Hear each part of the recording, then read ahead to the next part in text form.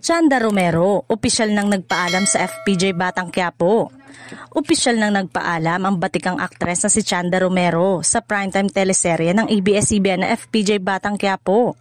Sa isang inilabas na paalam Olivia Card ng Dreamscape Entertainment, kinumpirma ang pagtatapos ng kanyang karakter bilang Olivia Montenegro Torres. Sa mga nakalipas na buwan, naging mahalagang bahagi si Olivia sa masalimuot na kwento ng pamilya Montenegro at Torres. Ang kanyang karakter ay nagsilbing tulay sa mga tensyon at revelasyon na nagbigay ng dagdag sa lalim ng storya. Maraming manonood ang nagpahayag ng kanilang paghanga kay Chanda Romero dahil sa husay at bigat ng kanyang pagganap. Bagamat ikinalungkot ng ilan ang pag-exit ng veteranang aktres, naniniwala ang mga fans na mag-iiwan ito ng malaking puwang at magiging daan sa mas matitinding twist sa mga susunod na kabanata ng Batang Quiapo.